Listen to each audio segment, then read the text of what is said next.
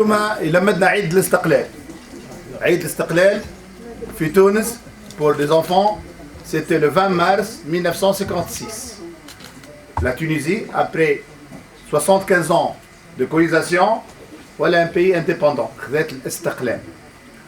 والاستقلال هذا ما جابوش شخص برك وما جابوش حزب برك، جابوا الشعب التونسي. لكن ظهروا فيه ناس أكثر من غيرهم، ظهروا فيه زعماء أكثر من غيرهم، وظهرت فيه أطراف أكثر من غيرهم. منهم الحزب الحر الدستوري الجديد وخاصة بورقيبة، ومنهم الاتحاد العام التونسي للشغل وخاصة فرحات حشاد والحبيب عاشور. ربما فرحات حشاد نعطيوه حظ وديما وقت 5 ديسمبر، لكن باش نتحدثوا أكثر اليوم على حبيب عاشور والحبيب بورقيبة، ما يقلقش تو نتحدثوا عليهم. لكن قبلها من زوز، دونك هذه تصويرتها من زوز في مؤتمر صفاقس دو 15 نوفمبر 55 اللي هو كان مؤتمر مصيري في تاريخ تونس. تو نرجع له. الو الاستقلال، فكره الاستقلال في تونس ما كانتش رفعها اول من رفعها بصفه هلاميه لا فيدراسيون كومونيست دو تونيزي en 1922، لكن على اساس استقلال الطبقه العامه. بعدين الحزب الحر الدستوري في برنامجه بتاع نهج غرنوطه، وبعد كي ولا الحزب الجديد تاع قصر الهلال ما كانش يتحدثوا على الاستقلال، يتحدثوا على ليمانسيباسيون، الانعتاق. سي با لانديبوندونس. كلمه لانديبوندونس باش تولي انشارت ناسيونال ابارتير دو مؤتمر ليله القدر في 23 اوت 46. المؤتمر هذا اللي ترأسه القاضي العروسي الحداد، واللي حضر فيه فرحات حشاد، حضرت فيه زعماء الحركه الوطنيه باختلافاتهم، الغرانتا والحزب الجديد سو ابار البارتي كومونيست، الكل حضروا مع بعضهم واعلنوا مبدا الاستقلال. دونك من 46 في صيف 46 التوانسه براتيكمون توحدوا على مطلب الاستقلال. سيتي دون لو كادر نتاع الحركه المنصفيه اللي طالب بارجاع المنصف بي الى العهد الذي دخل عليه. كيفاش جسم الاستقلال هذا؟ احنا التوانسه برشا توانسه وصلوا وقت سنوات الجامعه، تتذكر نوفل وتتذكر فتحي، عندنا دينيغاسيونيست اللي ينفيوا الاستقلال من الاكستريم جوش ومن الاكستريم دروات. نقول لك مش علاش علاش؟ لانهم عندهم عقده الموديل الجيريان، وهما الاستقلالات في العالم ما يشبهوش لبعضهم، ما فما حتى استقلال يشبه الاخر، كيما ما فما حتى ريفوليسيون تشبه الاخر. الور الاستقلال تاع تونس كان تيبيكمون تونيزيان، باسكو فيه الاشكال الكل، فيه السياسه المرحليه، فيه الحركه السياسيه القويه في تونس. عندنا اكبر حزب تقريبا في افريقيا بعد المؤتمر الافريقي هو الحزب الدستوري الجديد، حزب الدستوري الجديد. فيه الحركه النقابيه عندها دور، نظام نقابي. فيه العمل الجمعياتي، حتى الجمعيات تاع الكوره كانوا مشاركين. فما لي باتريوتيزم سبورتيف، جمعيات تونس الكل، الكلوب تونيزيان ولا نادي صفاقسي، لاسبيرونس، لاتوال، الكلوب افريكان الكل كانوا جمعيات منظمه. فيه الكشافه، فيه دونك فما نسيج قوي اللي جاب الاستقلال، وتزادت له الحركه المسلحه او الكفاح المسلح اللي سموهم الفلاقه، واللي ما كانوش شويه، كانوا 5000 عنصر في الجبال. هذا الكل مع تدوير القضيه جاب استقلال تونس على مراحل. Ce n'est pas le modèle algérien يوقع فيه une révolution من 1 نوفمبر 54 وتواصلت حتى لإنجاز الاستقلال في 62.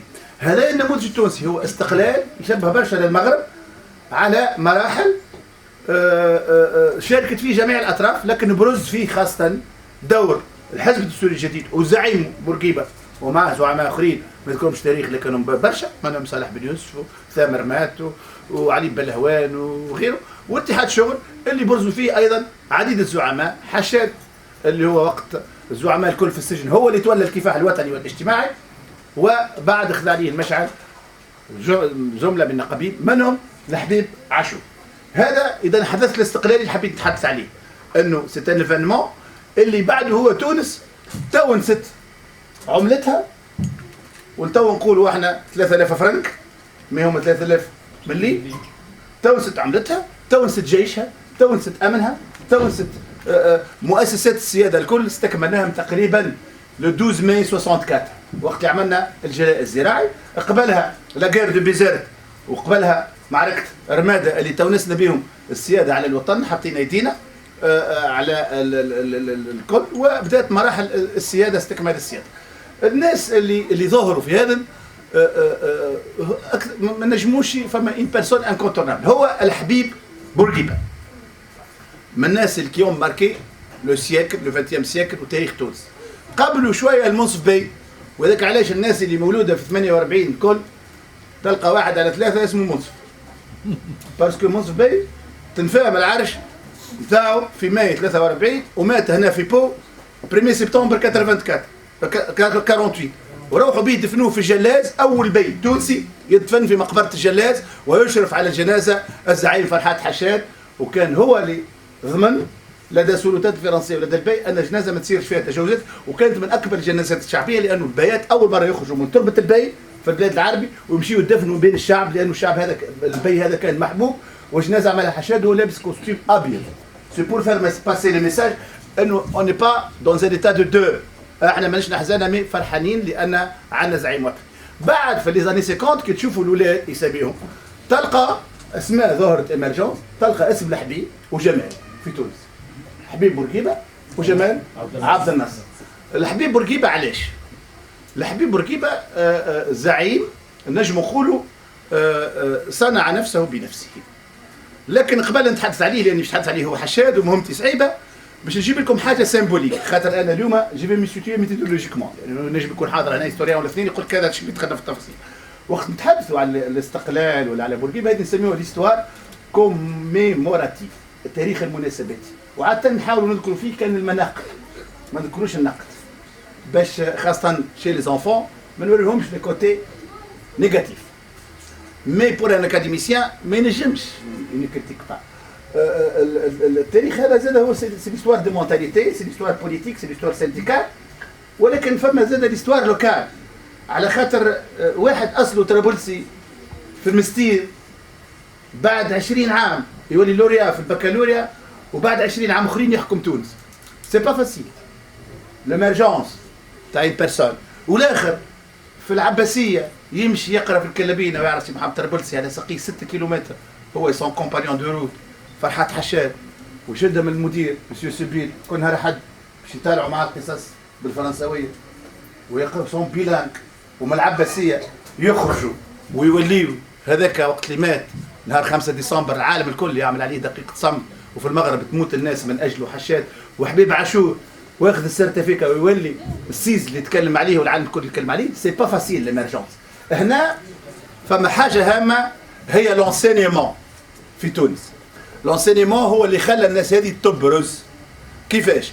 بورقيبه وغيره من اجيال المستير كان في المستير وقف حبس اسمه حبس القله، اللي ديديي هذه القله اللي يوزنوا بها الزيت ديديي بور فير ايتوديو لي زيليف مونستيريان، يعطيهم دي بورس باش يقراو في الصادقيه والا البرة. وهذاك علاش المستير خرجت نخبه كبيره من عائلاتها يقراو البرة. الناس ما كانش عندها فلوس، الفلوس هذه سي سون دي بورس يا نوفل يخرجوا بيهم يقراو في الصادقيه، وبورقيبه خذا منهم. بو كان دم مليون موديست، ومش كان بورقيبه لي مونستيريان الكل، وهذاك علاش المونستير خرجت نخبه كبيره كانت عندهم 6 بورس. حشاد وعاشور في قرقرة الجو اخر، الانسولاريتي فيها لا سوليداريتي. قراو المدرسه رغم اني بعيده، المدرسه هي لا شونجي تو سي لونسينيمون. وعندنا كتاب هام نتاع اونري دو مونتيتي اسمه انكيت سور لي فيي فامي اي لا نوفيل زيليت اون تونيزي، كتبوا في 39. الكتاب هذا يقول انه لونسينيمون هو اللي باش يغير وجه تونس، وانه دي ريجيون، هنا ما نتحدثش على الجورناليزم، ils vont gouverner la Tunisie. لو ساهل الجربه. علاش؟ يقول باسكو هذم لي دو ريجيون اللي كي انفستي في لونسينيمون. سي اونري دو مونتيتي. دونك لونسينيمون خرج بورقيبه، بورقيبه ليلاف صغير مشى للصادقيه، الصادقيه كانت بيبينيير تاع الحركه الوطنيه، وهي اللي حضر فيها الباك، حول بعد الكرنو وحضر الباك وجا لهنا قرا ورجع في 25. نفس الشيء عاشور وحشاد لكن ما خذوش السيرتيفيكا راهم قعدوا بحال بالسيرتيفيكا. عاشور جاء للمعهد الفني في تونس وقرا الالكتريسيتي ودخل للنقابه بالساعد ووعد بلا فكر، وحشاد مشى عند خوالو اللي بين رمضان في واد الخروف في سوسه ودخل لاستاس، وبعد لاستاس دخل للسي جي تي، وبعد السي جي تي زوز وقلت لهم خيبه الامل في مارس 44 خرجوا ويزون كومونسي بار لا فونداسيون دي سينديكا دونك انديبوندون اللي اسسوا لو جي تي تي في 20 جانفي 46. دونك هنا حبيت نقول على دور لونسينيومون في الاسونسيون سوسيال، هو كان المسعد الاجتماعي. وهذا باش يكرسوا بعدين بورقيبه بعد الاستقلال. بورقيبه بعد الاستقلال ركز على اشياء، اولا اهميه الدوله. لكن قبل نتحدث على اهميه الدوله، وقت يشراو الباخره تاع السونفيك سي محمد طرابلسي الاولى اللي تحرقت في 7 جويلية 65 كان يسمها فرحات. مشى حبيب عاشور لحبيب بورقيبه، سي الحبيب مشى لسي الحبيب، قالوا راهو الباخره هذه شريناها ومش تبدا تخدم. قالوا شو اسمها؟ عاشور ما قالوش اسمها فرحات، قالوا نسميوه شو نسميوه الحبيب. مي الحبيب تنجم تكون حبيب بورقيبه كما تنجم تكون الحبيب عاشور، باسكو سي دو نون ils ont marqué l'histoire de la Tunisie indépendante. ودايور هذه يوريكم التصويره الاولى، هما في حاله وئام في مؤتمر صفاقس 55، لانه حبيب عاشور حضر 2500 خدام اغلبهم دي دوكار تاع البر اللي حماوا المؤتمر، خاطر وقتها الصراع اليوسفي بورقيبه كان على اشده. لكن عندنا تصور اخرين هما في الانتاغونيزم فاس فاس، في الحوار الاجتماعي ما بين الاتحاد وما بين الحكومه وما بين الحزب وما بين الاتحاد. دونك نرجع توا باش نتحدث شويه على بورقيبه وحده لي كاركتيرستيك نتاعو، وعلى عاشور وحده، لانه كما عندهم فترات تآلف وتقارب كما عندهم فترات تضادد وتنافر.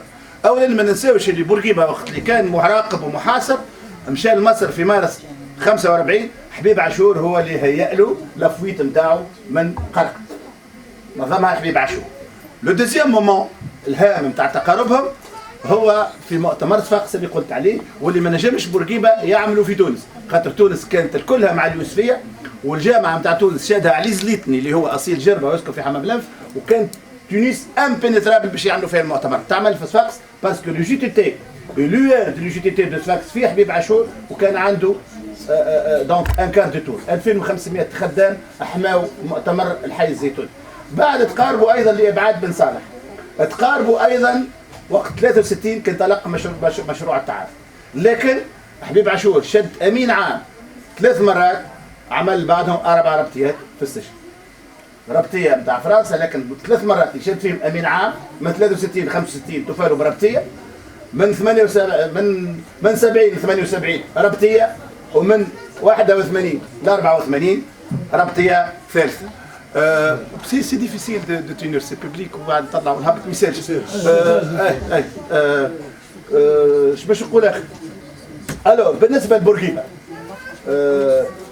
نظرته للدوله بورقيبه ونظرته لتونس.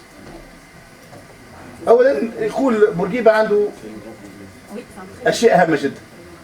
اول شيء يقول تونس كانت حاجه ولات حاجه اخرى في خطاب عام 75، والاثر نتاعي مش يبقى مئات السنين. تحدث على روحه اي سي فيريديك، سا سي فري، الاثر نتاعي مش يبقى مئات السنين. شويه فرونسي كلام. Donc Bourguiba, il a dit que mes empreintes, ils vont rester 100 ans ou des centaines d'années. Et il croit à l'istiqrar ou l'istimrar, la stabilité et la continuité. فرونسي Comme français. Alors, ben, donc Bourguiba, il a misé d'abord sur l'enseignement, sur l'émancipation de la femme. Il a promulgué le code de statut personnel, le CSP. Même en français, il ne peut pas... parce que c'est un peu... Donc il a promulgué le code de statut personnel, bien qu'il c'était à l'époque de la Mimbey, 13 août 56, mais tellement Bourguiba il était intelligent, il y avait donc un climat d'opposition et d'hostilité en 1956. Donc pendant la journée de promulgation de CSP, Bourguiba... Michel Jastre, il a visité la Gallie dans la même journée. Pourquoi? Pour faire passer le message à nous.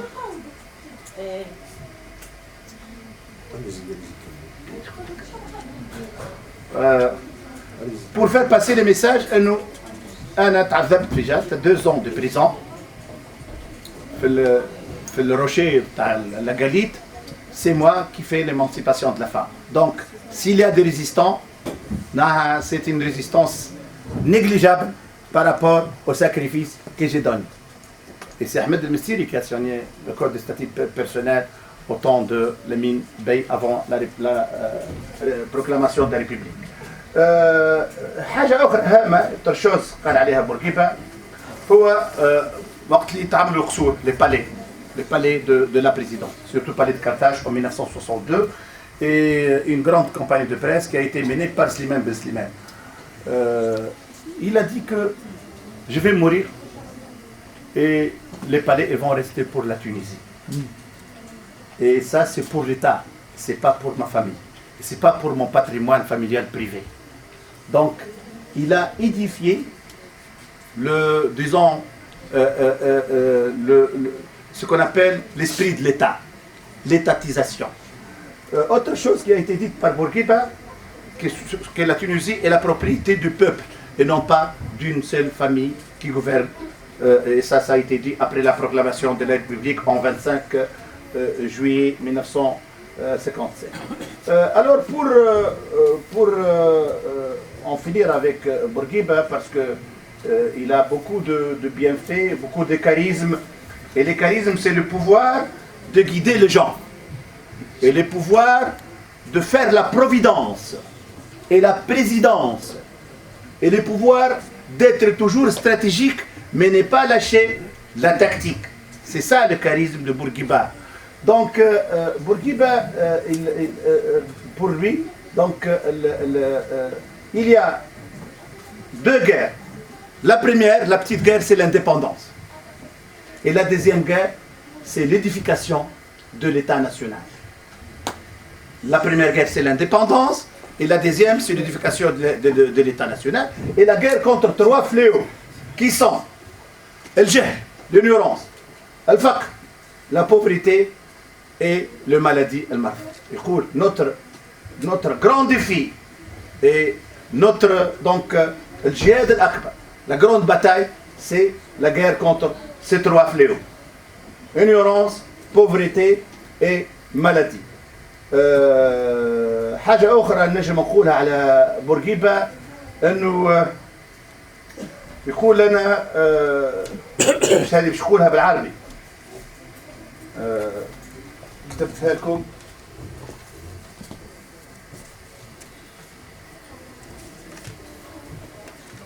خديتها من مداخلاته. الور يقول لنا ساعات نرضى بالمتوسط، ساعات نرضى بالمتوسط ونقبل باش نشرب الحربوشة المرة ونحط فوقها شوية سكر. J'accepte tout ce qui est moyen pour établir la stabilité du pays. Et je peux avaler un comprimé qui est amer. Et j'ajoute un peu de sucre. Pour dire quoi? C'est pour lutter contre les extrémistes. Et il vise par ses discours les extrémistes du nationalisme arabe. Et je fais le lien avec sa position très rationnelle au profit de la cause palestinienne et surtout la déclaration qui a été faite par Bourguiba à Ariha, et qui a coûté très cher. Il a payé trop cher Bourguiba après cette déclaration, lorsqu'il a parlé de sa vision qu'il faut d'abord accepter le partage et continuer la lutte. Donc القولة هذه نتاع اني نقبل بالمتوسط وناخذ الحربوشة المرة ونعمل شوية سكر. هذا بورقيبة اللي هو مع هذا الكل كان un humaniste.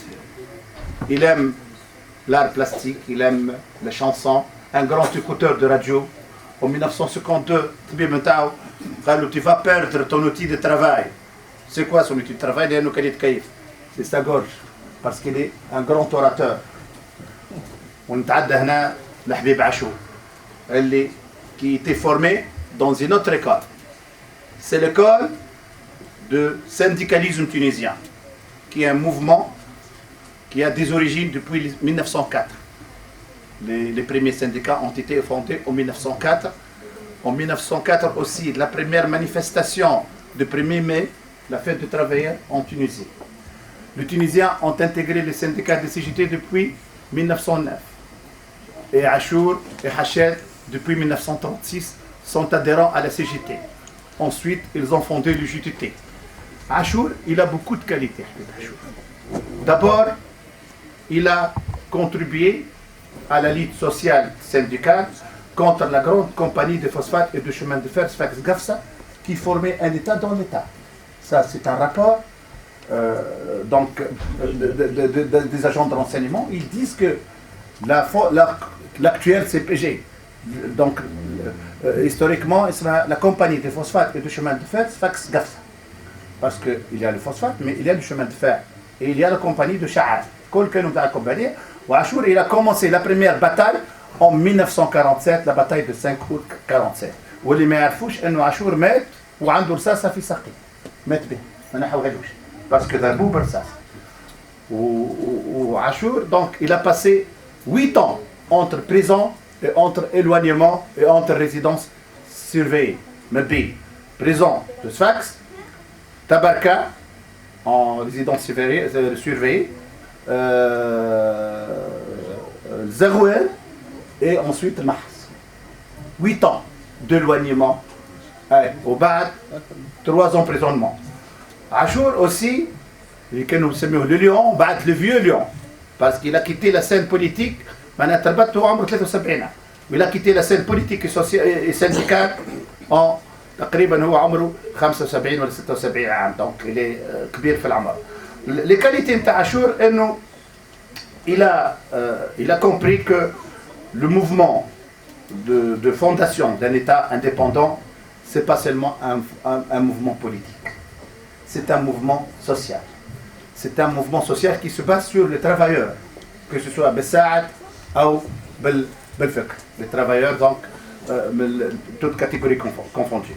Habib Achour, il a aussi une autre qualité, qu'il est aussi un grand orateur, qu'il a un grand réseau de relations internationales avec les CISEL, avec les syndicats africains, avec les syndicats maghrébins, les syndicats arabes. Donc il a un grand réseau. D'ailleurs, Achour يخرج من الحبس pas grâce à la dynamique interne seulement.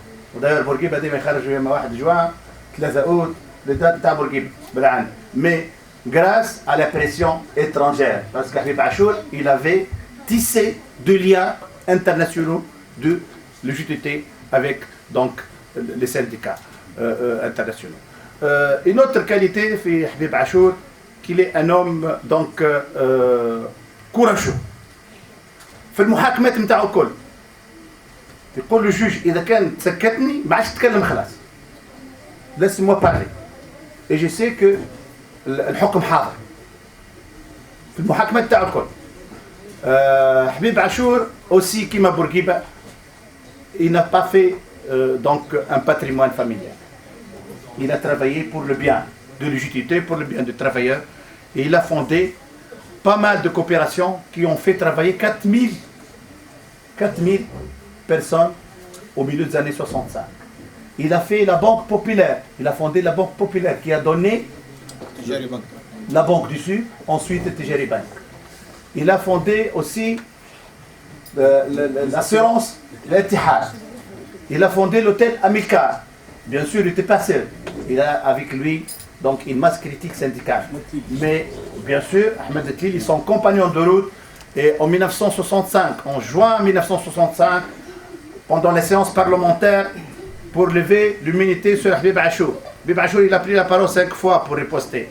Ahmed Etlil, il a pris la parole 17 fois pour dénoncer la politique de l'État parti qui a été décrété pendant le congrès de Bizerte, octobre 1964, et qui était le début de séparation entre Habib Achour et les partis socialistes d'historiens. Et je vous remercie.